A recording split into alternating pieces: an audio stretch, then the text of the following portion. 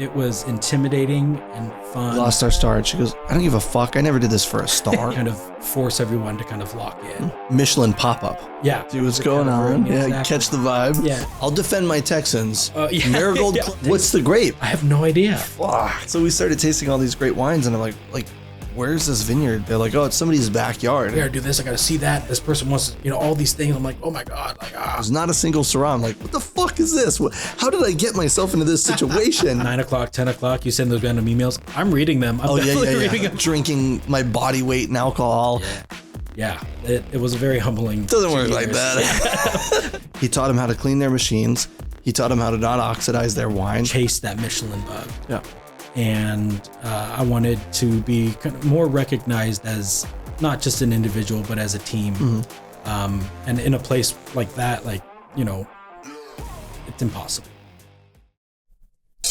Corey, welcome to the podcast. Cheers, brother. Thank you for having me. When I chose this wine, I was just like, I'm going to pull something that I think resonates with me that'll resonate with him. And then I was like, fuck, I don't know. I should have asked you what kind of wine you like, but yeah, I mean, Italian wine is kind of my first love. Sure. And then everybody kind of goes through their like bad boy natty phase. Sure. So kind of like tail end of that. The Gang of Four and stuff. Exactly. Yeah. So tail end of that right now. And then, like working in a steakhouse in a very bread and butter neighborhood community. You got to kind of resort back to the basics. So Sure. You're learning to love Napa Cabs and Chardonnays and Pinots, and the list is massive. So all the things, but whatever's open, I'm drinking. Yeah, that's awesome. I love that. Yeah. There's very few things I would say I don't like. Yeah. Anyways, Corey, welcome to the podcast. I'm happy to have you here. You've been a supporter for a long time, and I greatly appreciate that.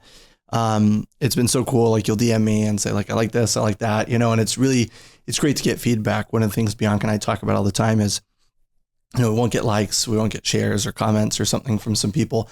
And then we'll see them in person and they're like, you guys are doing such a great job. And we're like, oh, cool. So for sometimes we're always we isolate, I wonder if people like what we're doing, but you've always been so kind and encouraging of the podcast. So I really appreciate you. And of course, I'm so happy to have you here. Yeah. So, I mean, the drill, right? You'll intro yourself. Let's talk about your story. Let's talk about how you came to the hospitality industry, where wine became part of your life. One of the things we're incorporating in season 4, which maybe could be later on, unless you want to address it head on, is the spark that made you decide this is what you want to do. And then I have a couple other written down things and some things we just talked about that we can elaborate upon. Definitely. Sick. Yeah. I think, that kind of the new part of season 4 will kind of, I'll allude to it, right? It's kind of inevitable where that spark came from as I kind of talk about it. But Corey from Be.Steak.A, Wine Director over at Be.Steak.A in Campbell. And, I was a 19, 20-year-old kid, just got done with a legal battle with the vocational school. Turned out they weren't accredited in California for job placement as they promised they were. Oh my God. So got all my money back for that. My parents' money. Thank you, Dad. And I was like, well, what the hell am I going to do now? So I found a host and a busser job at this really cool pizza place in San Jose. Didn't really think anything of it. I just knew I had a couple of friends that worked there at the time and decided to kind of give it a go. Wasn't until, I was kind of invested in the food, the structure, the place, the kind of the way that they did things. Did I really put any type of effort or investment into it? But lo and behold, it was Pizza Antica in Santana Row, part of the Bacchus Group. So, I mean, there's been a handful of people on this podcast with, kind of Bacchus, ties, and it's a good family. Yeah, it's a crazy family. Yeah. It's such a vast family. Yeah. But I got started. It's Bacchus and Mina. Those are the two families. Yeah, they're the the two-headed monster in San Francisco for sure. But got my start there, and like I said, kind of loved the structure and the food and the place and the people that I was working with. Just kind of forced everyone to kind of want to do better and be better. So got a job at running food and kind of investing myself in the expo line and learning and spieling. And there was an opportunity to kind of move to a server position for lunch in Santana Row is such a good time. So I did that for about 6 or 8 months before I had the opportunity to get a dinner shift. In order to work dinner shifts, you need to learn all your wines by the glass. It being kind of a fast casual pizza place in Santana Row, a healthy amount of Italian wine on the list. So that's where my love for Italian wine kind of first started. But kind of dove head in. The pedigree of people that were there with me, you know, my other server friends, my managers, and one of my best friends, Eric Merton at the time was a manager, one of the beverage managers there, and Chris Cunho, he's an absolute staple. He went and ran the pub for a little bit, and now he's doing some corporate dining with LinkedIn. The best man at my wedding, Rodney, is a server with me. I kind of went through the ranks of the court together. So just kind of lifelong people where I'm like, man, this place, the opportunity is really amazing. So stuck through it, watched everyone kind of graduate and do other things, you know. My buddy Rodney, he's at LinkedIn as a director of operations doing corporate dining and stuff. And he's got his wife and his 2 kids and, you know, another kind of inspiration in another way. You know, just kind of seeing everybody graduate, it was a really cool opportunity for me to get into those spots. So ended up managing over at Pizza Antica, super fun. Got the beverage manager job over at their sister restaurant in Palo Alto, which is no longer there. Rest in peace, Mayfield Bakery and Cafe. R.I.P. Yeah, R.I.P. Fun, you know, farm to table restaurant, white tablecloth, you know, my first kind of suit and tie job.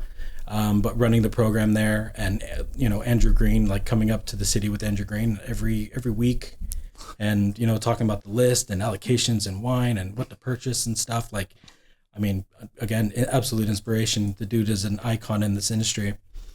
You know, and it got old after a while, the suit and tie aspect of it. So I left Mayfield abruptly, kind of regretting it now. Not I'm this far in, but did a bunch of, you know, stints at small mom and pop shops, wine bars, restaurants and stuff. And really kind of separated myself from the wine aspect of the job and really focused on like the place and service and kind of running things. And it wasn't until I was at a small little wine bar in Campbell did I have an opportunity to kind of dip my foot back into more of a wine-centric role, and got my first distribution job with Maritime Wine.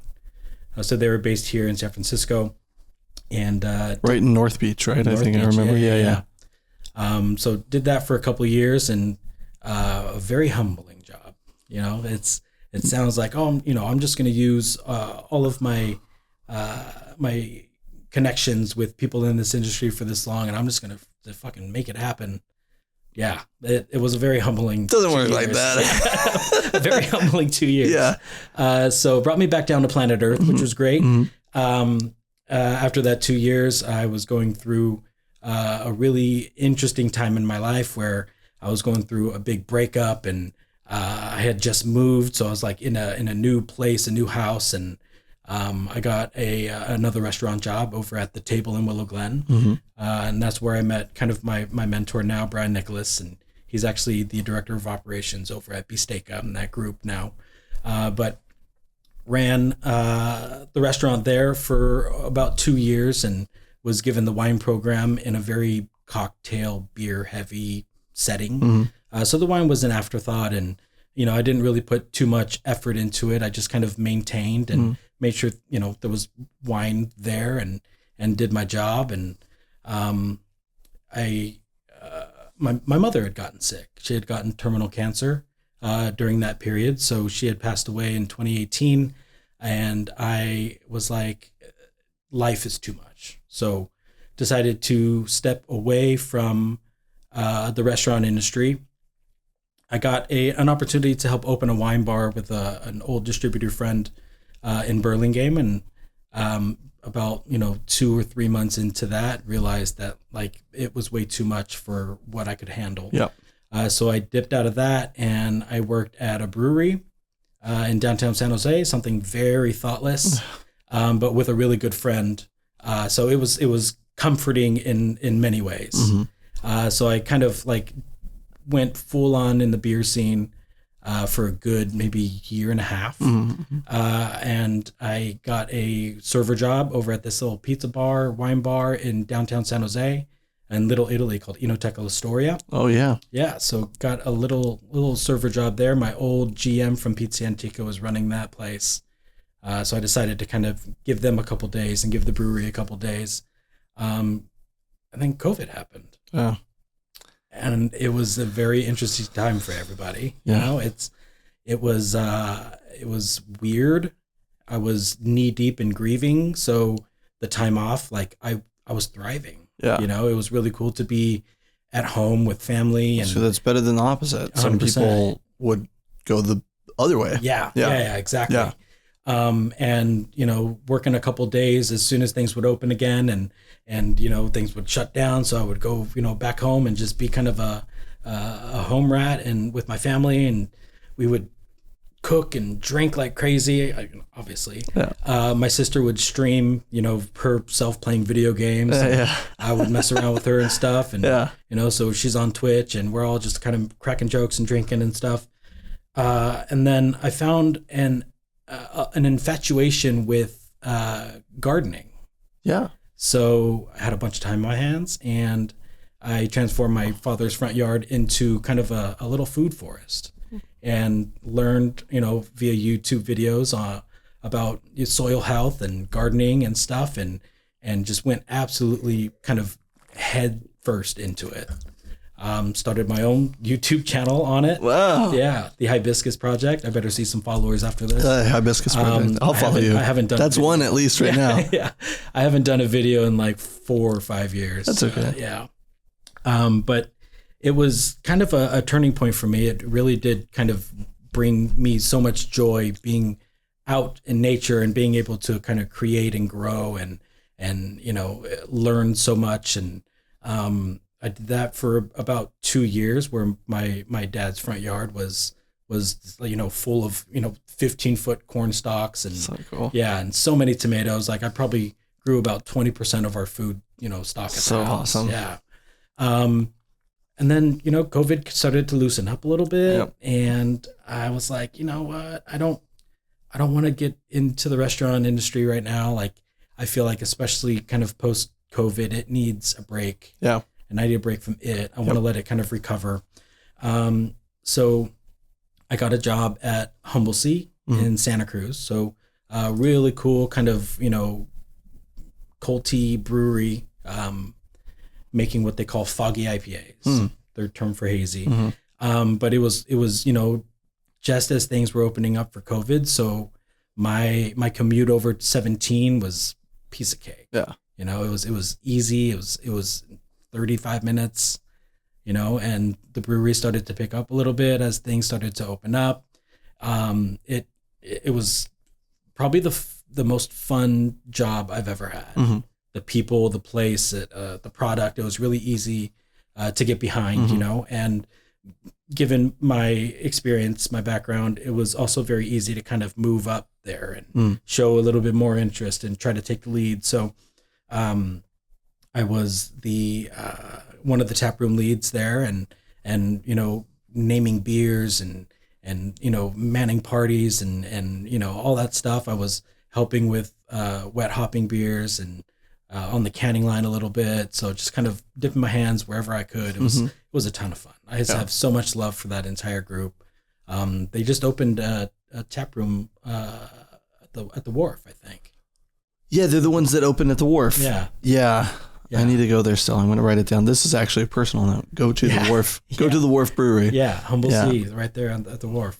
But amazing group of people, and still pumping out amazing beers. Yeah. And in my stint there, I actually had an opportunity to get back into distribution. So I joined Alluvial Wines to take over kind of South San Francisco all the way down to Santa Cruz, Monterey. Lot of room. A lot of room. Yeah. Probably too much room. Probably too much room. Yeah. So obviously like there's little pockets that you know are really hot and make a ton of sense. And you know, I didn't want to dip my feet fully back into the restaurant industry, but I felt like this was kind of a good, you know, opportunity for me to like peek my heads in the doors to see how See what's going on. Yeah, exactly. catch the vibe. Yeah. I was like, no, I don't want to be there yet. No. I'll still a distro. Yeah. And about, you know, 3 months in, I was a broker. So about 3 months in, I decided to pick up another book. So I had like two very vastly different books. I had a natty wine book called Nomadic Distributions. Nomadic, yeah. And then I had Alluvial, and I ran with those two books for about 6 months. And then, you know, like just the esoteric nature of Nomadic didn't really fit with San Jose, that kind of my home base. Sure. So I decided to leave that natty book and pick up another natty book by my good friend Kane, Merchants of Thirst. Yeah. So I ran with Merchants of Thirst for the last 6 months of the year while also doing Alluvial. And this is like 2023. And as December comes around, it's not financially, you know, viable for me to do distribution in a broker sense. So both of those books I decided to kind of drop, and heading into January, I'm like, all right, clean slate. Yep. Let's see what's there. Let's see what's out there. And I see an ad for a wine director, sommelier position at Ritual at Manresa. Mm-hmm. So the new concept at the old Manresa spot in Los Gatos. You know, I'm vastly underqualified for this position, being such like a beer head for the last X amount of years. Yeah. But let's give it a shot. Let's see what can happen. And I got it. Yeah. You know, the concept itself was super interesting. We invited, you know, 2 and 3 Michelin star chefs and their teams from all over the world into the building at Manresa to execute 3 weeks of service in a rotating fashion. So 3 weeks on, 2 weeks off, 3 weeks on, 2 weeks off, as close to that you know format as possible. And you know, I'm working with pretty much the best hospitality people and kitchens in this industry in the world, right? Like from Spain, we had Atomix from New York over. We had a couple crews from London, Odette from Singapore, like absolute just baller teams. And it was intimidating and fun, and felt like it was overwhelming at times, and it was also, you know, it really did kind of force everyone to kind of lock in.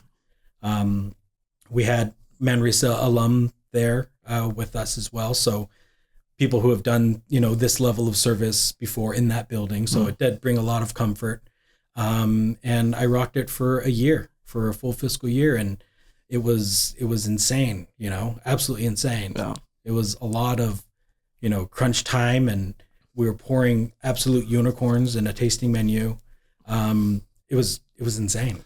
Michelin pop-up. Yeah. I don't know many other people that do Michelin. I mean, you'll see like a collab. I worked at 8 Tables by George Chen, and we had like one night that we hosted Gigan and Odd. Yeah. Right. But not 3 weeks at a time. Like that's nuts. Yeah. I mean, like it's also like if you're a culinary nerd, or you watch Chef's Table on Netflix or something, you know, you're like, oh, we're going to work with Dom from Brazil, you know, the Amazon rainforest. You're like, freaking cool, man. And then you see Alex Atala, you're like, what? Like, how can you not be starstruck? Yeah. Absolutely insane.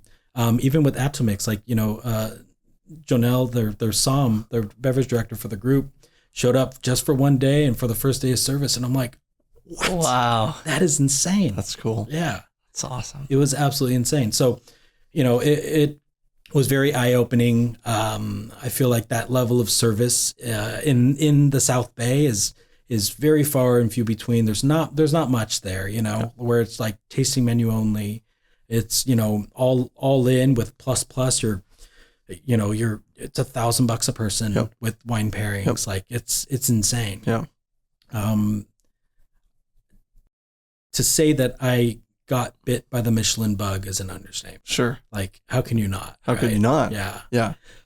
So, especially when you don't have to deal with effectively the same restaurant for like 3 months at a time, 6 months at a time. Yeah. You're getting a new Mish restaurant every 3 weeks. Yeah. Well, every 5 weeks. Yeah. Right. I mean, and there was so much overlap too, right? Where we're with one team and we're in talks with the next team about what the next menu and wine pairings are going to be. And then we're doing our very first Zoom introduction with the team after that. Mm-hmm. So there's a lot of juggling that we're trying to, all make happen at one, kind of have a nice flow. Yep. It was insane. It was very, very cool. After that first year, it got weird. I feel like the teams that were coming in, they were painted one picture and then they were presented another. Sure. So, before it got too weird on my end, I, wanted to kind of chase that Michelin bug. Yeah. And, I wanted to be kind of more recognized as not just an individual, but as a team. Mm-hmm. And in a place like that, like, it's impossible, mm-hmm. right? Like mm-hmm. we're hosting other teams, we're showcasing their food, their service, their style. I wanted that for like myself and my team. Yeah. So, I wanted to kind of see what else was out there at that level, and, there's not much Michelin level open jobs or availability in the South Bay. Chez TJ, that's the only thing that comes to mind, which just lost its star, but ouch. Well, you know what? Ouch. But Spruce just lost their star the year before. Like, they're taking away a lot of ones. And, to speak on that, Boulevard had a star for 9 years. And when they lost their star, everybody came in and their heads were down. And Chef Nancy came in and she's like, what's going on? Everybody was like, we lost our star. And she goes, I don't give a fuck. I never did this for a star. You think I give a shit about a star? I did this because I care about what I do. You know what I mean? Yeah, no, definitely. Yeah. Well, and it's interesting that you bring up Spruce too, kind of the Bacchus tie. Mm. Like, Spruce is gorgeous. Oh yeah. It's absolutely gorgeous. Stunning. Yeah. And they fucking crush it. Right. Yeah. Yeah.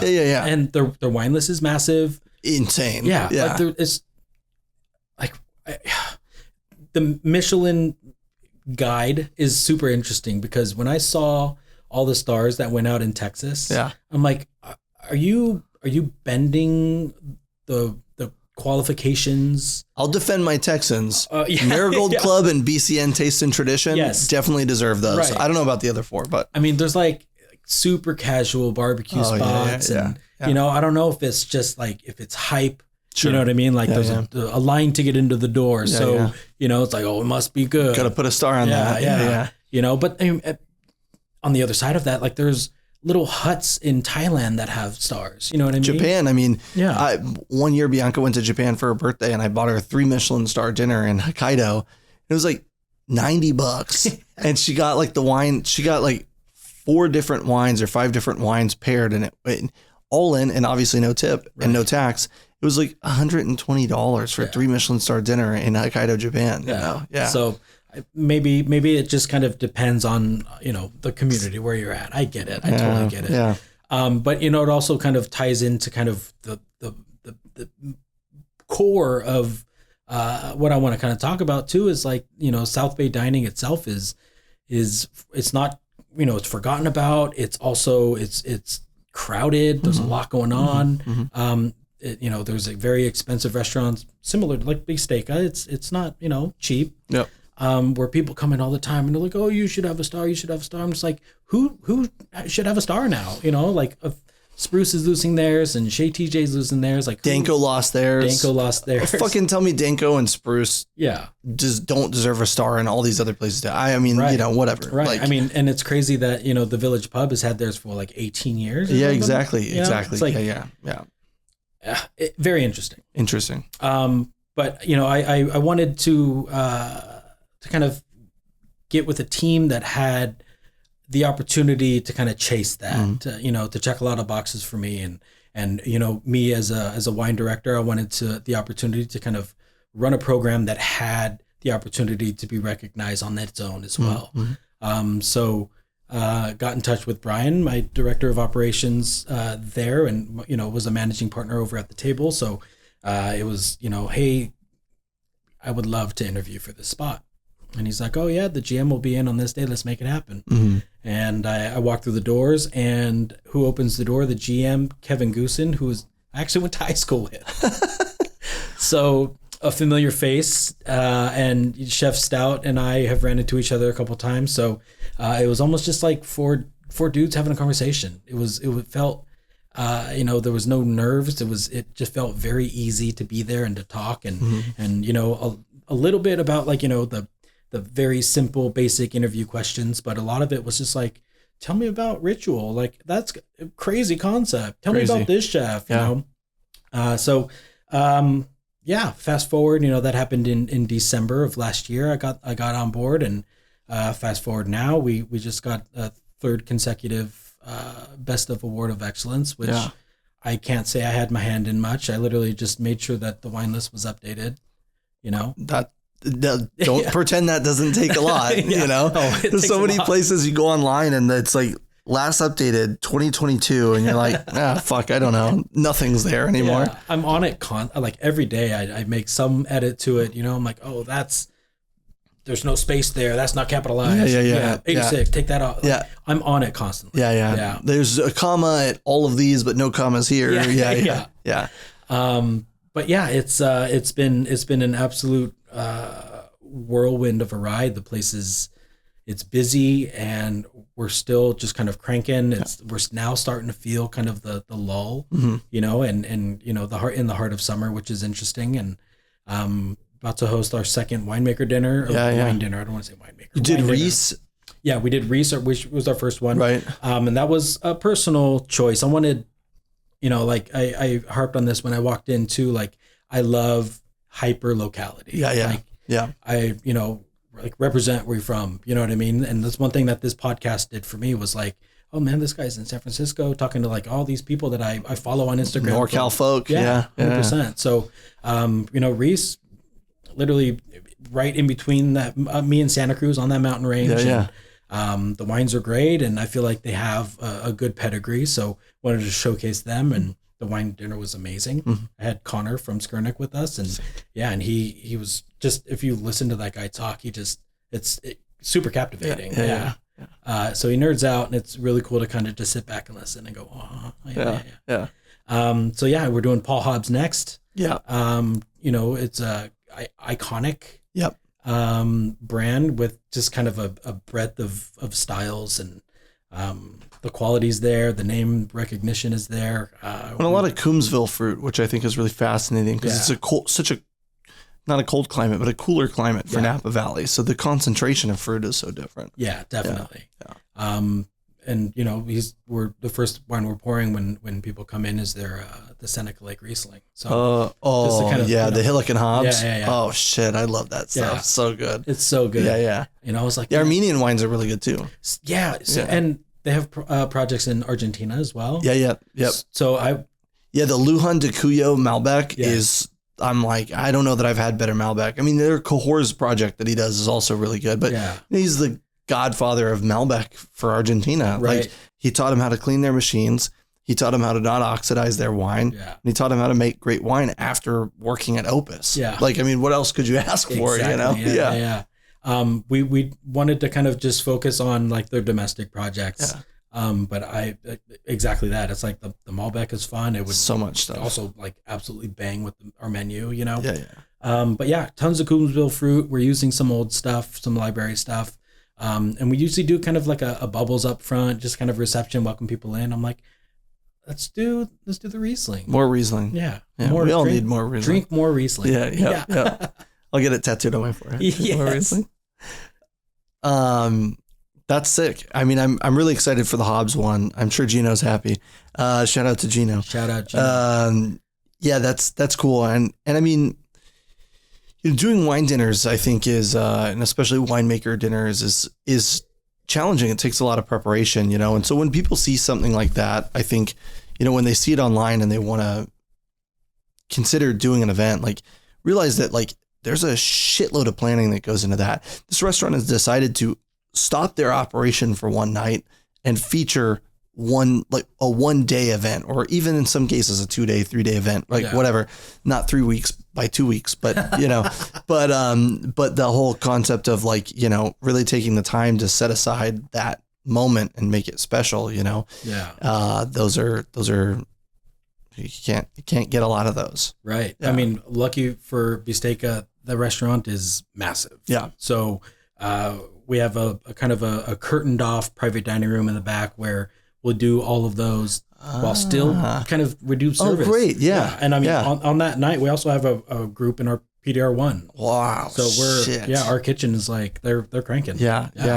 And the kitchen is not small. Not small. And I think that's one of the best parts is you go so many places, and the dining room's huge and the kitchen is tiny. Yeah. I mean, that's one of the things that we struggled with the most at Ozumo was, after the pandemic, we got 26 tables on the Embarcadero side and we got 20 tables on the Stewart Street side. And then once indoor dining opened at 100%, we were just doing all of it. Yeah. And it was the same size kitchen, the same size bar, but now serving 60% more people, you know what I mean? And it was just like, fuck yeah, we had a lychee martini and I'm like, batch it. I don't care. Batch it. Yeah. They're like, it's 2 pours. I'm like, don't care. Batch it. Yeah. Batch everything. Right. Yeah. Yeah. No, the kitchen is definitely a focal point. As you walk into the restaurant down this really long, dramatic hallway, the bathrooms are on one side and there's just this massive window looking right into the kitchen, almost like you're at SeaWorld. Yeah. You're watching all the dolphins jump and stuff. Yeah. But that's something that Chef Stout has done, even at Orchard City Kitchen is the same thing. It's behind a couple of walls, a couple of glass walls, but you see the kitchen, and the kitchen there also not small. It's big. It's super functional. Yeah. But to see it kind of everybody in action, and it's really cool that Be.Steak.A will actually invite people into the kitchen, give them a tour, and the chef will come out with a little ice cream cone for you. Oh, yeah. It's really cool. Yeah. It's a really cool touch. I mean, you touched on a lot of things that I already was going to ask about, like Ritual at Manresa is super cool, the Be.Steak.A thing.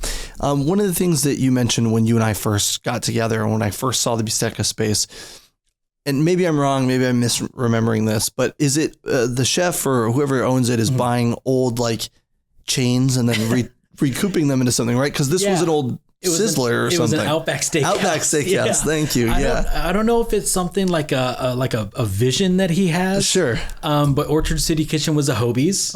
Yeah. It was, I mean, a Hobie's in the prune yard in Campbell, it's like, it's going to crank. It's going to do good. Yeah. And I don't know if he did much to it structurally other than like, move the kitchen here, make this the dining room. Sure. But like, beautiful dramatic beams that are still exposed and an angled rooftop, and even for it just kind of being all hardwood, like the sound doesn't like reverberate a lot. It's very like well kept, and it's a busy restaurant, so it's booming. And then they have a gorgeous patio that kind of overlooks this little like patio space and that they share with the movie theater next door, which also has a bar. So it's like when those places are kind of booming at the same time. Get that vibe, that energy. Yeah. You can't help but to like walk by and just be like, let's go check that out. Yeah. And then, Be.Steak.A was an Outback Steakhouse. So funny. I'm almost positive it was a complete flip, like internally and externally. Yeah. But it doesn't look like an Outback. Yeah, it does not. We do have kind of, we pay little homages to Outback. Sure. Our new porterhouse has a bloomin' enoki mushroom on it.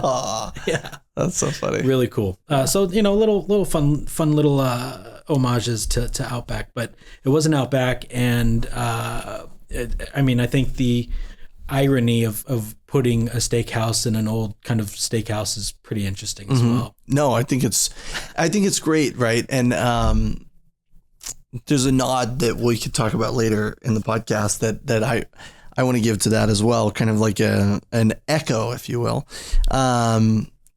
So throughout your story, you were kind of, you've gone in and out of the wine industry, which is something that I really resonate with. I got into wine when I was 19 and I was managing a restaurant in Galveston and I was responsible for the program.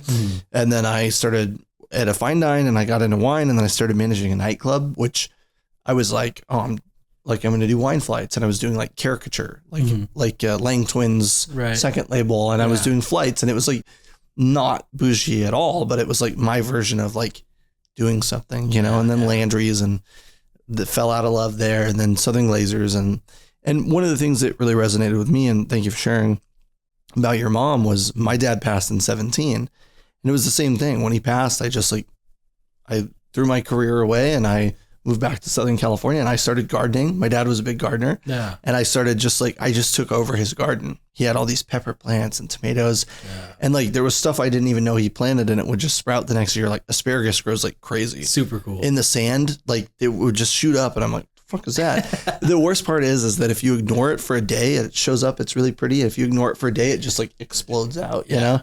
So I always had like way overripe asparagus, which just tastes like shit. But, you know, I really resonated with that. So thank you for sharing that. Yeah, no, of course. I think, you know, my inspiration there too came from this guy, this random, you know, long hair, blonde guy used to come over to the brewery that I used to work at. Shout out Santa Clara Valley Brewing. Also rest in peace. Yeah. Amazing people. But, you know, just kind of really randomly see this guy pop in, you know, 2-3 times a week, and kind of, you know, didn't really pry or talk to him much. He just wanted, you know, a certain type of beer, and gave it to him, and was like, all right, like what's this guy's deal? And it turns out he used to work for a natural winery in Germany. Moved to Germany with an ex of his, Maddie Stone. Shout out Maddie Stone.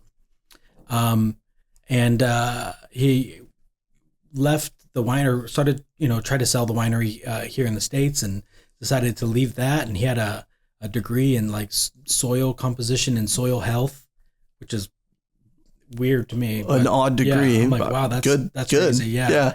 Very specialized. Very hyper focused. Yeah.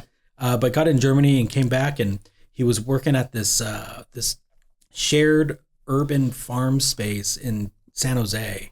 And he had taken over this old like used car lot with this other farm, and like covered the grounds with tan bark, and had raised beds and pots everywhere, and trees, and the fences that were lining it were just full of passion fruit plants. And it was really cool to like walk in and be like, you feel like you're in the middle of nowhere, and you're in this concrete jungle in downtown San Jose. Yeah. Like super, super cool. He had hoop houses and, you know, a huge seed bank, you know, in a drawer. And I'm like, man, that's really cool. Yeah. So that was kind of my inspiration to like go home and be like, look what I can do. Right. Yeah. Well, and also, I mean, it kind of puts you in touch with, like, in a way, you know, unintentionally maybe, it also puts you in touch with another angle of wine, right? Yeah. It puts you in touch with soil health. And, you know, winery like Reis that pays really special attention to their farming practices is a great example of of that, right? Soil health and being aware of like what your soil needs, right? When I moved to the desert, I was like, oh, this is great. I just grind up a bunch of eggshells and get some ash out of our fireplace and sprinkle it around. And then all of a sudden everything's doing much better, you know, because biochar. Yeah, exactly. Like just a little bit of like, you know, I'm not Ted Lemon making like his compost tea, right? I wasn't that advanced, but I was like, oh, this is cool. I could just add a little bit and it's going to get better. You know what I mean? One of the fun parts that you were talking about as well, something that I resonate with actually is that I worked in an Italian restaurant, a pizza place, was my start in Galveston, Texas. You know, we were serving like water and soda would come in plastic cups, like, you know, like the old Pepsi cups, because the owner was too cheap to get Coke. Coke bag in a box is unreal. Yeah. There's really nothing like it. Yeah. No, a Pepsi bag in a box though. That's, you know, if you ask him, that's where it is. It was like, every time we'd have that conversation, and then we didn't have sweet tea because we're in Texas, you know, and everybody would go like, I'll take a tea. And you'd always have to ask, do you want sweet tea or regular tea? Sweet tea. I'll bring you sweetener. Oh, yeah. But yeah, it was one of those things as well. I mean, obviously it wasn't Pizza Antica, obviously, but I was like, oh yeah, Italian wine first. Cause I remember Chianti Classico was the first thing I drank. And I was just like, I like wine, I guess, you know, it resonated. Was there a wine that you had at Pizza Antica that, yeah, I was actually just going to allude to that. It's a weird one, right? And I think it really ties into like my hyper locality and like it came from, you know, like an hour's reach away. I don't even know if he's making wine anymore, but it was Michael Michaud's Sangiovese from Chalon. Yeah, he's not. Yeah. I sold those wines at Chambers, and I think Chambers still has a little bit. Oh, really? Yeah, you should hit up Gino. I think when I was there was like a few cases left in the warehouse. I pulled a sample one day of like some old Pinot, and it was so good, and I was just like, "What's happening right here?" Yeah, it was Michael Michaud's Sangiovese. It was like so easy, super approachable, just absolutely drinkable. Yeah. And Pizza Antica did this really cool thing where they had their wines by the glass, and then every week they would have a featured red and a featured white that was on the bottle list that they would pour by the glass. That was a weekly thing. It would change every week. Wow. Yeah, it was cool. It was so fun. It kind of forced you to learn everything, you know, 6-7 weeks in, you got half the wine list. Yeah. But it opened you up to so many different things. And that was one of them. I was like, man, that wine bangs. The spark, there was a long journey, but where did you feel it? Was it at Pizza Antica that you really felt that spark, or was it somewhere kind of further along the way? Yeah, I think it kind of, it was a little bit of a drawn out thing for me, but it started at Pizza Antica for sure, and it was right when I had just started serving nights and kind of getting my wheels wet there and learning all the wines by the glass and stuff, and we did kind of a group trip to wine country, and I went to my very first winery, which was Schramsberg of all places, and I was like, okay, well, first off, like that's a really cool first winery visit, Bubbles is always a good first winery visit, you know? Yeah. Yeah, especially on your wine journey while you're there that day. It's good first and last winery visit. But yeah, it was Schramsberg, and it was just kind of eye-opening where it's like, man, this is like, obviously the juice is good. Like we knew that, but seeing the process for the very first time and in a facility like that was really, really cool. Yeah. So it was there. I think we went there, Sagacio in Dry Creek, and then went to Flora Springs after that. Miss Flora Springs. Yeah. So that was like the 1, 2, 3 punch. And I was like, man, this is it. Like I made it kind of a point to myself to learn wine through as many different lenses as possible. It's like, obviously I'm at the front lines as a wine, a server and a bartender and selling it and stuff. I'm managing programs and now managing sellers and going about that route and education. I did distribution. I sold it, kind of a couple different, all the different scales. angles. Yeah. And all that's left is to make the shit. Yeah. That's definitely it. I have, kind of circling back to our gardening talk, I have a row of grapevines in my backyard now. Yeah. What'd you plant? So I have bought a Zinfandel vine from a nursery. So I have that in a wine barrel. And in the way that my house is set up, I have this like 12-foot easement for PG&E to go back and work on the lines. And one day I'd walk out and I look in the corner of my yard and poking out of the fence, I'm like, that's a freaking grapevine. So I walk into the easement and I go check it out, and it's just this like prehistoric stump that's sitting on this weird angle of land, and it's just sprawled out. I mean, tens of feet, 20 feet, 30 feet. And I'm like, I'm going to make wine with that. Yeah. So I went back there and I, trimmed it all up, and a big white cluster of grapes. I got about 15 pounds of grapes from that thing. Jesus. And it's obviously not super concentrated, and it was intended well. Sure. But there's a lot of juice there. Yeah. So I harvested all of that, and I foot stomped it in 5-gallon buckets, and I added, put a little bit of Zinfandel grape clusters and just let it float right on top. Sure. And started fermenting, and I still have some. Really? Yeah. What's the grape? I have no idea. Fuck. It shapes like Chardonnay. Sure. But it doesn't taste like Chardonnay. Yeah. I have no idea. It's just jungle juice at this point. That's so good. So I It's took jungle juice. clippings from the Zinfandel, and I have about 11 vines total planted. Wow, that's awesome. That's so cool. It reminds me, I was just at Good Boys and Friends, this like natural wine festival in LA. And, I was there. Bianca sells some great South African wines in Southern California.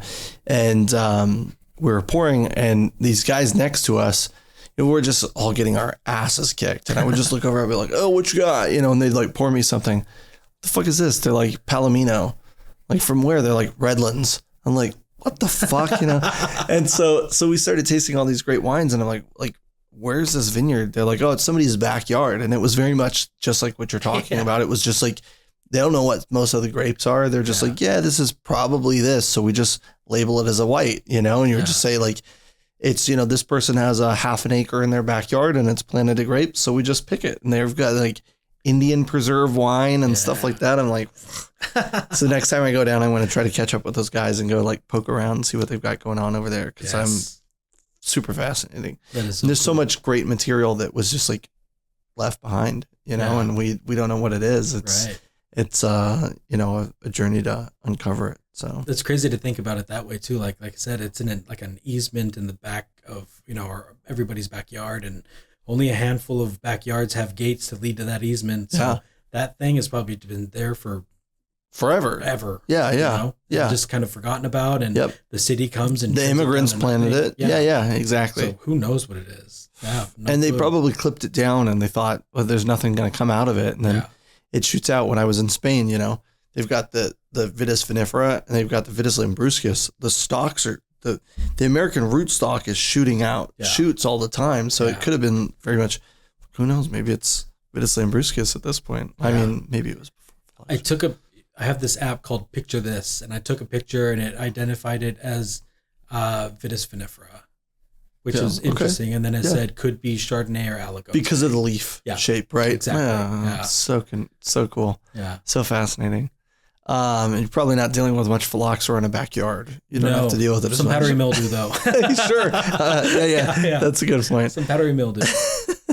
Okay, so the spark was really kind of like the trip to Schramsberg, Sagacio, and Florida Springs, which I think is fascinating because all three of those are vastly different wineries. Yeah. And in a one-day trip, that was like... Yeah, you're crossing county lines there. Exactly. Mm-hmm. Yeah. Schramsberg was sparkling. Florida Springs with their old... the trilogy bottling. Yep. That was one of the first wines I ever had that I was just like, wow, what is this? That was growing up on Italian wine. It was like, oh, California wine can be really good too. Because I was in Texas. I didn't have access to Raffinelli and all these other, world-class wineries all the time. It was more kind of like large brand stuff. That's awesome. And Michaud, I had a bottle. I drank it, but I would have saved it for you. Again, ask Gino. He'll get it for you. Gino, where you at, bro? Gino, come on, buddy. Another thing that I thought was fun to talk about was the sales repping side of things, Yeah. And again, resonates. I love this. I was in restaurants. I went to sales. I went back to restaurants, and I'm back in sales now. Mm-hmm. And then I've moved into the supplier position now. But it's hard to make a choice in that. I think before the podcast, we were talking about this, you can only have one window open at a time. Yeah. Right. And I have too many windows open at a time.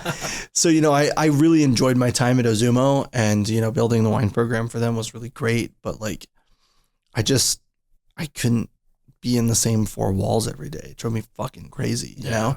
And so I love being a rep because I've always said like, well, I guess I'm not a rep now. I enjoyed being a rep because it was like I got to work in 100 restaurants at once. Yeah. And I would go and I'd say, you know what so-and-so's doing? You know what so-and-so's doing? Like, have you ever thought about doing this? Not everybody loves that, but like I was always trying to like share information. So do you feel like, your one window open at a time makes sense with restaurants? Do you feel comfortable with that? I mean, in a way, yeah. I also feel, when as a rep, like there's favorable parts, right? Sure. There's like the schedule is amazing. Flexible schedules. My fiance is a teacher, so having the weekends off was great, you know. But yeah, I kind of overthink things.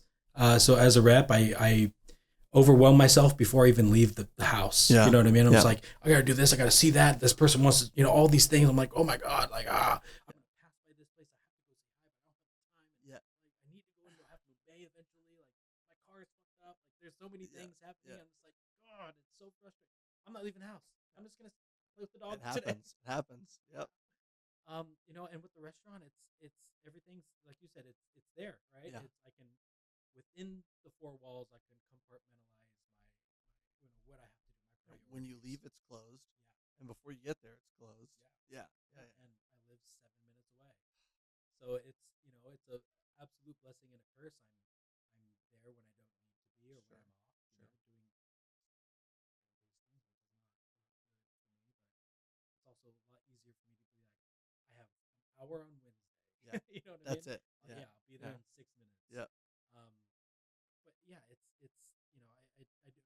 do feel like it took some like understanding on my point to know that like this is how I function. Yeah. This is how I function the best. Yeah. To get in there and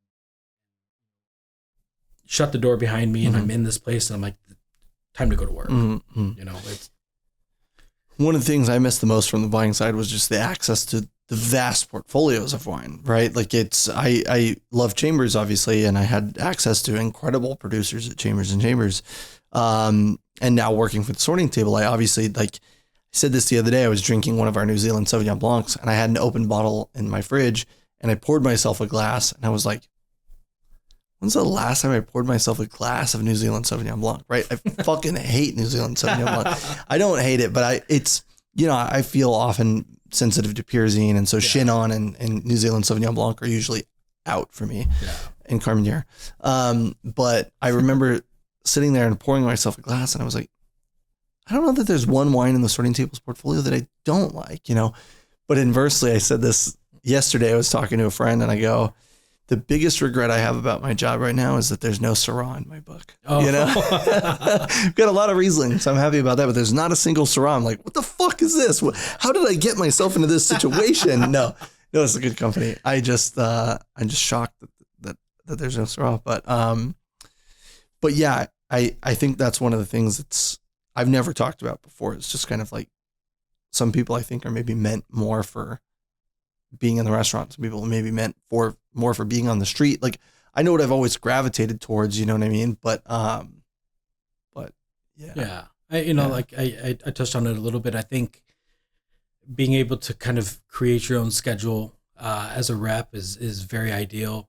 Having weekends off is really cool. Some weekends off. I know there's still a lot to do on the weekends. A couple of weeks ago, I was at Italy all weekend. Father's Day, I was at Italy all weekend. Yeah. Were you? Yeah. Were you there for the Italy's like third birthday or whatever? Yeah, exactly. Yeah. I mean, it's crazy. That place is crazy. Yeah.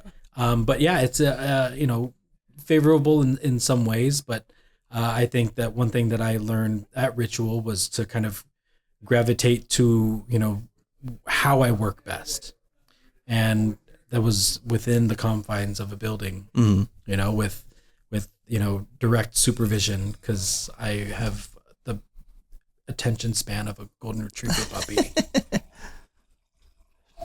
Well, I think, like you mentioned, like overthinking things, right? And that's one of the things that we struggle with as a house. As a house, we're in wine sales, right? Yeah. And so it's like 8 o'clock, 9 o'clock, 10 o'clock at night, and we're like, I should just send these emails and get them out of the way. We're like sending emails at 10 p.m. and we're like, waking up and to container reports at 6 a.m. Yeah. Like I should, I'll work out. And then I go like, let me just take a look at the container report. And I'm like, oh, this container's landing soon. This container's landing soon, and it's like, I got work to do. Yeah. It kind of bleeds over versus like, right. I've thought, we're in this great office, this shared office space, and we use it a lot. We're here all the time, but being able to like come to work, punch in and like punch out, and like actually be able to punch out is something I'm envious of in many ways. I don't feel like I mentally punch out ever though. Yeah, sure. Yeah. Like my fiance Sarah is always just like, are you doing work right now? Yeah. Like, what are you doing? I'm like, yeah, we're at home and Love Island's on and we're watching TV. And she's like, are you looking at emails? Yeah. Like, yeah, It's mindless TV. Yeah. I can multitask. But Yeah. I do want to let you know that 9 o'clock, 10 o'clock, you send those random emails. I'm reading them. I'm definitely reading them at that time too. I Yeah. know. Well, and that's one of the things that I learned early at Chambers was like, there was some restaurants, 3 Michelin star restaurants with a 4-letter name in San Francisco, with an Asian theme to them. Then the buyer was so busy and did so many things that the only times you would get emails was midnight, 1 a.m. So you put them on as VIP, they respond, you respond immediately, and you're all of a sudden having dialogue versus like respond, you get a response a few days later, respond, get a response a few days later. Right. Because so many of the restaurant folk like will finish service, the wine directors go, I got to go downstairs, I got to finish a few things.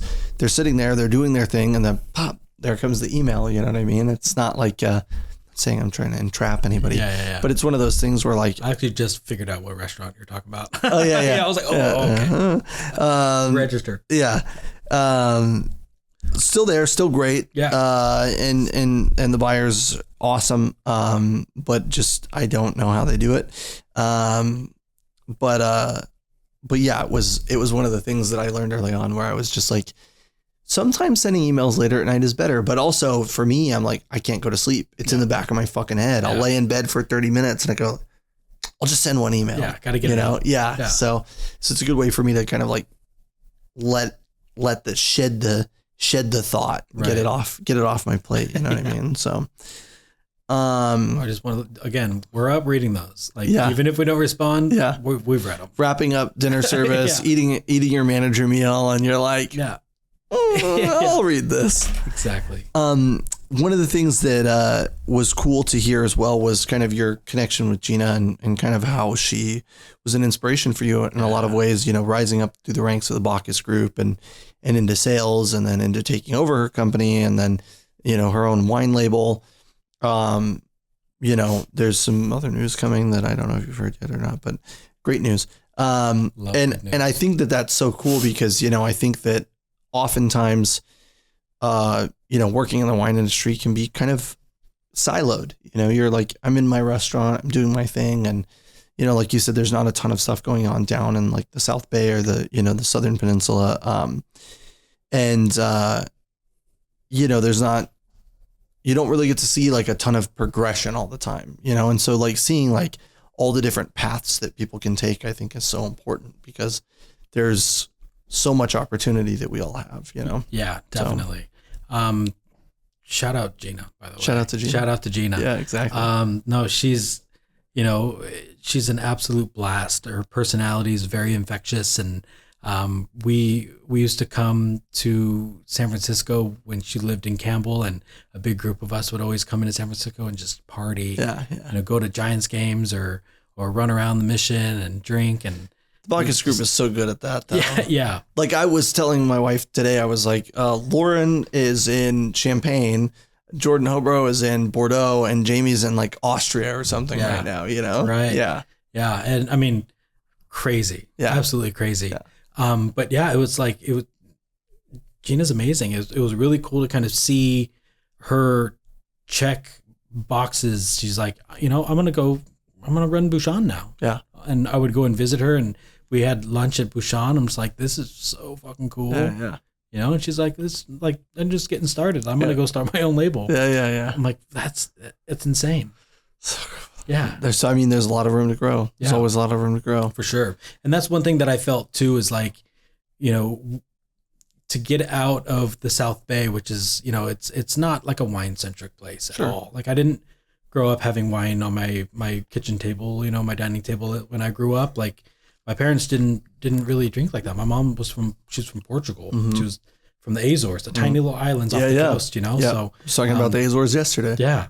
So like, I'm sure one of the rooms in her tiny little house was like just a barrel room. Yeah. And all the kids slept in the other one, Yeah. And my dad, he was born here, but like his entire family was born in Hawaii, and there's not much wine in Hawaii. It's starting to get better. Sure. Especially on the natty wine expensive side. As fuck. Really? Yeah. Really? The natty wine side? Yeah. There was, I forgot who it was, but there was this person who's just like doing like natty wine clubs in Hawaii. Sick. Yeah. Yeah. Yeah, absolutely. Yeah. But it's like, even then it's like some places like all the Merriman stuff, the Monkey Pods have really solid wine lists. Yeah. So it's getting there. And That's you're cool. right. Expensive as fuck. Expensive. I mean, I remember, we have a close friend that opened a restaurant in Aruba, and he was like, hey, can you take a look at the wine? Can you, like, I'll send you a bunch of catalogs. Send me all these catalogs. And I was like, what the fuck? All of this is so expensive. Yeah. And I remember hitting him up, and he's like, over there, there is no wholesale. You have to, it gets sold to restaurants for what retailers sell it for. And I was like, that's fucked. So they're buying it from retailers? No, they're not buying it from retailers, but the government controls the price to the public, right? And I just was just like, this is nuts. But seeing how much it costs to import there. But then again, now being on this side, and I won't say which wine it is, I was having a conversation one day, and I was just like, yeah, can we like wiggle the price down? And they go, well, the wine leaves the winery at €4. Then we're paying ocean freight. Then it hits New Jersey. Then we're paying shipping freight to get it from New Jersey to California. That's $1,000. Ocean freight is however much ocean freight is, $1,000 for a pallet from New Jersey. And then by the time you get it here, we want to make 25 to 35% margin. It hits the wholesaler. The wholesaler wants to make a 25 to 35% margin, sell it to the restaurant. The restaurant want to make, if it's a BTG, the restaurant wants to make 80%, 75% margin by the bottle, 30%, let's say on average. And then you see it hit the public, and you're like, that was a €4 bottle, and I'm sure in a way, when we're selling wines to other countries, maybe we're selling at a lower price, but when you break it down like that, you really start to think like cost goes on to something, man. Cost goes on to something. Yeah. I looked this up the other day. We were having a conversation about a culty Napa producer that's really expensive. And this was last night. And I looked at Bianca and I go, how much do you think it actually costs to make a really high-end bottle of Napa Cab? Yeah. We asked AI, which, for whatever that's worth. 100% accurate. It could be 100% accurate. It could be 100% accurate. It could be a little off, but it said, high-end Napa Cabernet usually costs $30 to $100 to produce. Mm-hmm. And I thought $100 to produce, $600 wholesale. And even if they're wrong, $200 to produce, $600 wholesale. You start doing the math and you go like, that's a huge fucking margin, And I asked one of the importers that I work with, and I said, well, how come a California winery can have a $33 wine that BTG's at $18? And they go, where do you think that $33 price comes from? I was like, I don't know. And they go, yeah, they made it up. And I was just like, oh, fuck. Yeah. What? Is that really what's happening domestically, Well, imagine like going, through the process of making all these wines, and it's like, this wine comes from this tiny little section up here, and it says so on the label, and that's my baby. Yeah. So I'm going to price it at that. Exactly. Yeah. Or you look at your competitive set, and your competitive set goes up, so you go up, and then they go up again, so you go up again. And it's like if you own a gas station, and your neighbor is selling it for $1 more than you. Oh yeah. You'd go, well, I'll sell it for 50 cents more or whatever, and like, you're not going to meet them, but everybody's just raising each other a little bit more each time, And at the price of gas, you're like, are the gas a big difference here? Our new tax percentage, 66% tax on gas. I'm driving an EV now, which is great. I still have a gas car. Yeah. It's going to be a learning curve for sure. EV's the move. EVs. Yeah, we're hybrid. Yeah. We drove this EV and we went camping, and it fucking died at the camping site because I left the trunk open. Turns out there's a 12-volt battery inside of the EV, and the 12-volt died. So I had to get a jump on my 12-volt so it would turn on the rest of my car, because the 12-volt turns the car on. Oh my gosh. Yeah. So that's so funny. Learning lesson indeed. The Azores conversation I was having was actually with Adam Robbins at the Progress. Oh yeah. He's doing an islands wine theme at some point for Anchovy Bar, and we were like, yo, Canary and what's the other one? The one with an A has 2 Z's. I'm like, Azores. Yeah, that's the one. Yes. I have one question to circle it way back to the beginning. Vocational school. What were you studying in vocational school? Yeah. I was going to school for surgical technology. That's a vocational school? Yeah. Shit. So it's surgical technology. Like, the person manning the Mayo stand with all the tools, and to make sure that the nurse and all of the the doctors, the OR doctors are sterile. So you get them into their gowns and glove them up, and you open up all the tools onto the mayo stand. So you're pretty much the only non-sterile person in the environment, right? Like you sterilize yourself. Yeah. And then you open up all the tools, and then you make sure everybody else is good to go. Yeah. And you put the stand by the thing, and they operate, and you bounce. Wow. And then when they're done, you help them. Crazy. I guess I was thinking like vocational school, and I was like plumbing, electrical. Yeah. Now my dad was a plumber. He went to vocational school, right? Like, but I do think that's kind of like the, I don't know if you've heard it before, but Western Career College. That's what the school was. And they had this little jingle. It's like, you could do it. Yeah, they had commercials on TV. Western Community College. Yeah. So it was that, and I was like, okay, well, like, let's see if there's an opportunity. And that one stood out to me, and I was like, all right, like I'm part Filipino. I think I can get into the hospital, the hospitals and stuff. And literally about 3 months in, after they had promised that they were an accredited program in California and for job placement or whatever, our professor, our teacher, was like, "Oh no, that's not the case." We're like, "What?" So we're here. We paid for this. Yeah. We're like 3 months in. I'm in fucking scrubs, dude. Like, come on, you can't tell me that while I'm in scrubs.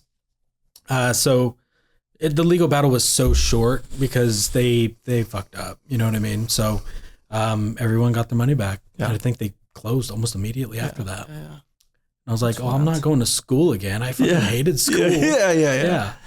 And I have to redo all of what I did already. Yeah. That's bullshit. Let's go bust tables. Yeah. Hey, you know what? Like, it's not so bad. Yeah. The cash in hand was like, oh, that's a big game changer. Yeah. This is good. When I graduated high school, I didn't know what the fuck I wanted to do. I was a food runner when I was 16 and 17 during the summer. I'd fly out to Texas, visit my mom's side of the family, and would run food. And I was just like, I don't know.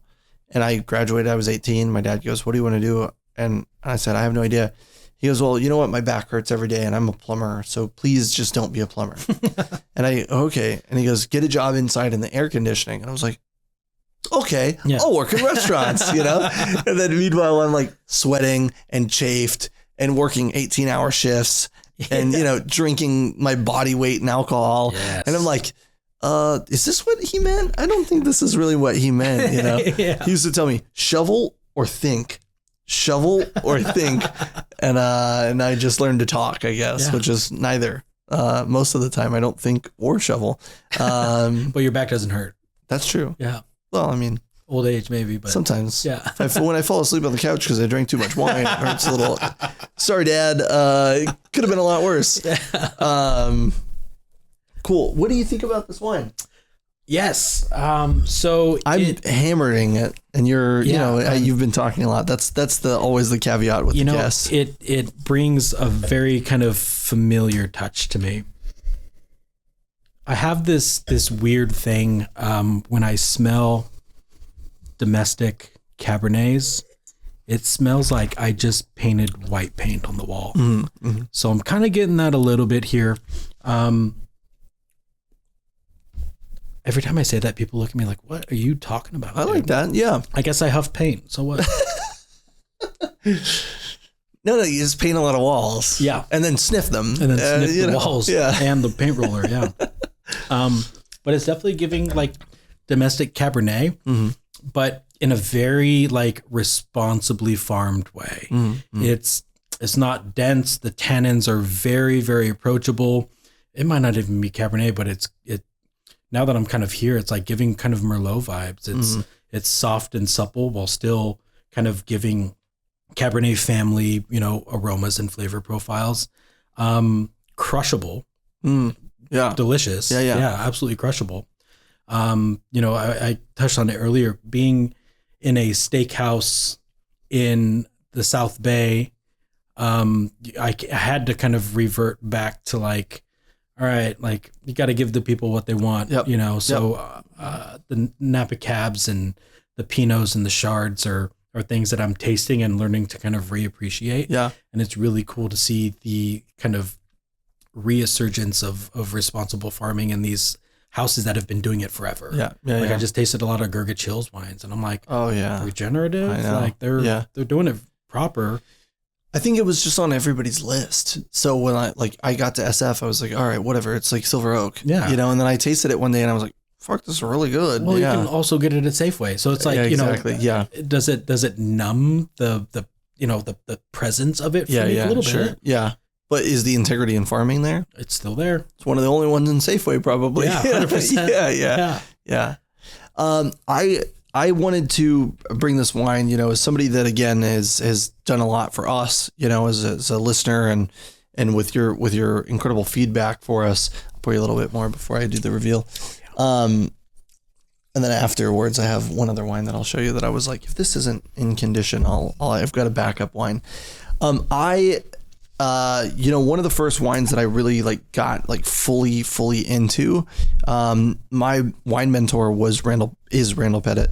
And, he worked for Alexander Valley Vineyards, and I used to sell a lot of his wines everywhere because he ruled Galveston. They called him the mayor of Galveston. Mm-hmm. Everywhere you went, poured AVV by the glass, because no supplier lived in Galveston, and he was there all the time, and he would go out and he would support the wineries and support the restaurants and do wine dinners and wine tastings and all this shit. Mm-hmm. So one of the favorite wines for me when I first got into wine at Rudy and Paco's when I was 21 was Cyrus, which is the Alexander Valley Vineyards Meritage blend.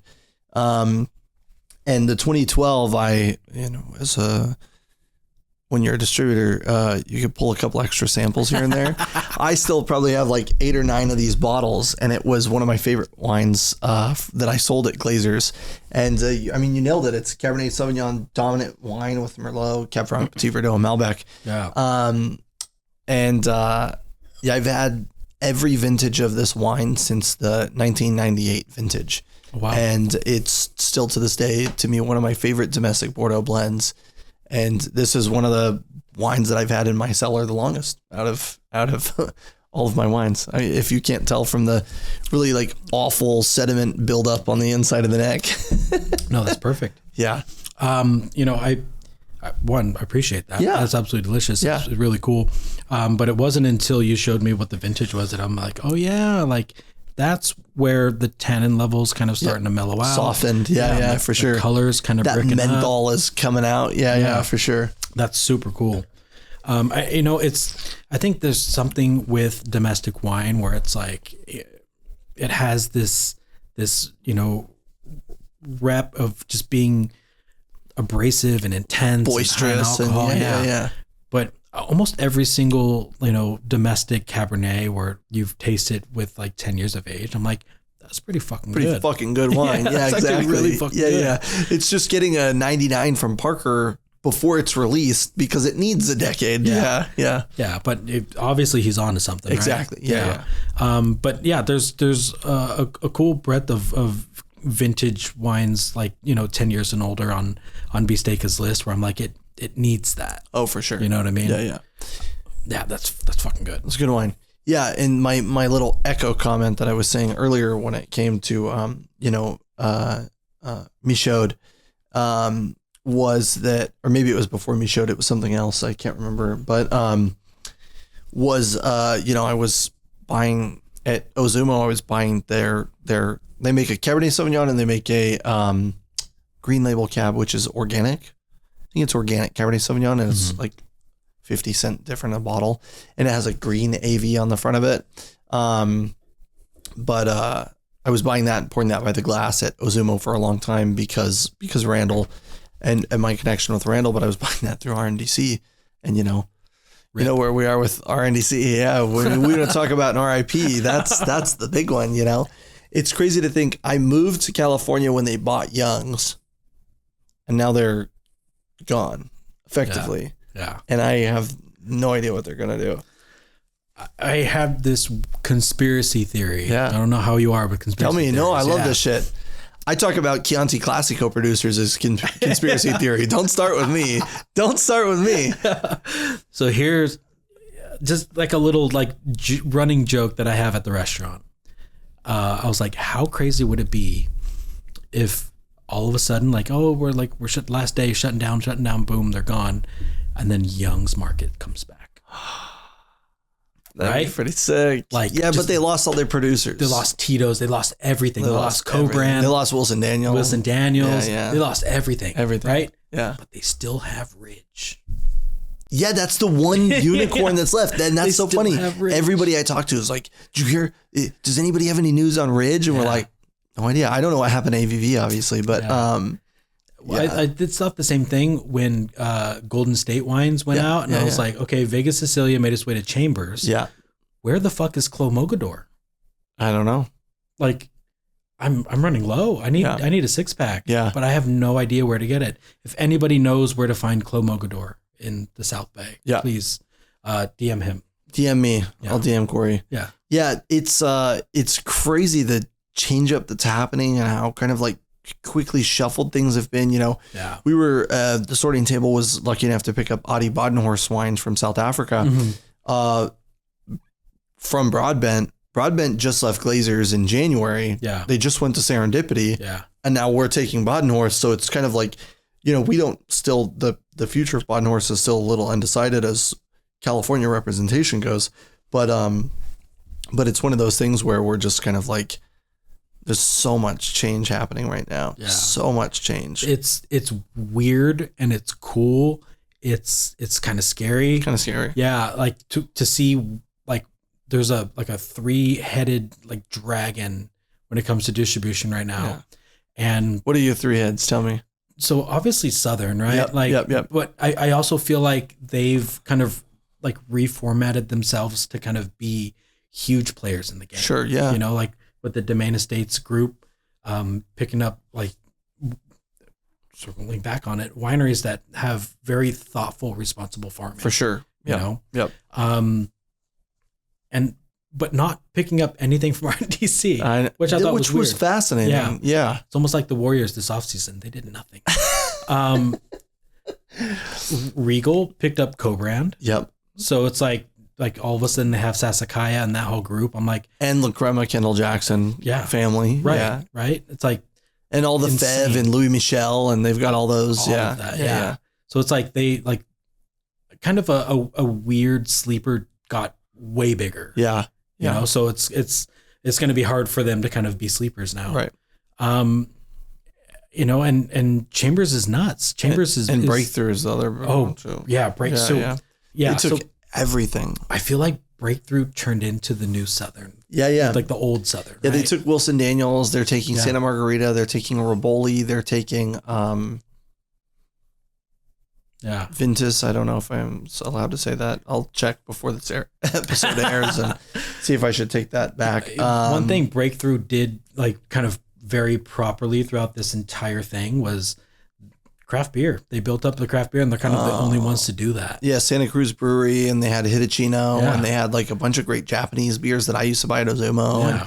And also they cornered the market on allocated tequila. Right. I mean, they had Fortaleza. I remember at the beginning of the pandemic, I could buy as much fucking Fortaleza as I wanted. Yeah. And then after like a year, they're like, you get 1 bottle of Añejo a quarter. I was like, what the fuck are you talking about? Right. Yeah. Yeah. We have this one captain that just, as soon as it comes in, he's like, Reposado. Yeah. Sell us out. I'm like, bro, slow down. Yeah. You're great. Yeah. You know what I mean? Yeah. And when that runs out, his only ammo is Flowers Pinot Noir. Oh, yeah. You know what I mean? I'm like, there's very different sides of the coin. A lot of things to do. Yeah. In between. Slow down with the Fortaleza Repo. Yeah. Man. We're like, save some for the rest of us. John Lancaster at Boulevard used to always get mad at me. He didn't get mad, but he'd be like, I'm going to take this off the menu. I'd go, okay. We'd get our Literai and our Aubert allocation, and I would just like fucking sell it all. At Occidental, I'd just sell it all, and he would go like, I'm going to save a few bottles of each. And I'd go, okay. Like a year and a half later, they'd like hit the menu, he'd have like 2 SKUs at a time. Okay, I guess that makes sense. Yeah. You don't want me to sell your entire allocation in 2 months. I get it, That's so funny. Yeah. So to circle back, Ozumo. Yeah. My sister worked at Ozumo. She worked, I think she might have worked at the one in the city for a little bit, and then she helped open up Santana Row. What's her first name? Kelsey Reis. No, I don't think I know. Yeah. Well, and if it was when the Santana Row one opened, I definitely don't know her because that was way before me. Yeah. Oh, it was before you? Before me, yeah. Gotcha. Yeah, Santana Row, and there was a Berkeley or an Oakland one or something. There was like an Oakland one. Yeah. The Oakland one closed before I started. Okay. But I started after the pandemic, and I started as a server, as I'm only here for a little while. I'm going to go back to Boulevard. Yeah. And then the bar program was like falling apart. And I was just like, well, I'll help. And then it was like, okay. And then I was like, do you need help buying wine? And then it was like, okay. And then they were like, hey, do you have time to meet the owner? I said, okay. And they go, do you want to be the beverage director? And I was like, right. I don't know. And they were like, here's the salary. And I was like, okay. Yep. Yeah. I'll do that. Yeah, exactly. So funny. Yeah. Sick. Okay. Well, I think we're covered it. Hibiscus Project is the big one. That's the big one. That's the big one. That's the moneymaker. It's on IG as well. I post like a bunch of garden stuff, even still, like in my story. Great. So cool. Obviously a lot smaller space in the new house. I have 4 raised beds and, like a big peach tree that the squirrels keep eating the peaches from. Fuckers. And then like 11 grapevines that I'm going to try to make wine with eventually. So cool. But yeah, it's a passion project. And I'm like, if I have the opportunity to ever do agriculture for a living and like make ends meet, I'm 100% in. Yeah. If anybody's listening to this and they don't know where Clo Mogador is, but they know how he can get this job in agriculture, let us know. Yeah. DM me. DM him. Cool. Okay. The one last ask is, do you have any advice? Do you have for, anybody in our industry or anybody going along a journey that you're going through or have gone through, do you have any statements that you'd like to make to the industry? I mean, how are you? What are your closing thoughts? Yeah. I feel like I took my foot off the gas a little bit when I was just trying to like, I need a paycheck. I need money to do the thing, to live and to, coexist and to pay bills and all that stuff. And I think that in that journey that I had regarding wine, I took my foot off the gas a lot, don't take your foot off the gas. Yeah. Don't ever take your foot off the gas. Don't ever put your foot on the brake. Life will always find a way to make ends meet. Financially, I know it's difficult in this area. But when, especially for me and kind of my mindset, when I took my foot off the gas, like it meant like fully, right? It's like, now it's really hard to get back into like the education side of things. And it's like, I'm not certified, but it's like, do I do it? Is it worth it? Like once I'm there, like what is it going to do? Yeah. So, it'll be more of kind of a personal feat for me, which I'm just like, I'm still kind of worth it. Yeah. But if I was, 15, 18 years younger, kind of getting my foot in the door with everything and doing it again, like I would not take my foot off the gas. I would not pay a cell phone bill and I would, pedal to the metal. Yeah, exactly. Yeah. Like bike pedal to the metal because I wouldn't have money for gas. Right. But I would make it happen because, now that I'm this far in, like to get back into it with all these young guns, it's hard, man. Like, it's more of a personal thing. Like it's personally hard for me to kind of get into the mindset to be, like guns to the wall again. Sure. So don't ever take your foot off the gas. We're doing a great job. And, the program down there is really great. And, I think that like, again, the whole concept of like taking over an old Outback and like transforming it into a high-end steakhouse is fucking sick, and it's a beautiful location. I've been there and it's cool. So I appreciate it, man. Keep doing what you're doing. Yes. We're here and it's what the community's about. That's right. What it's here, man. So appreciate you, cheers, man. Corey. Thank you.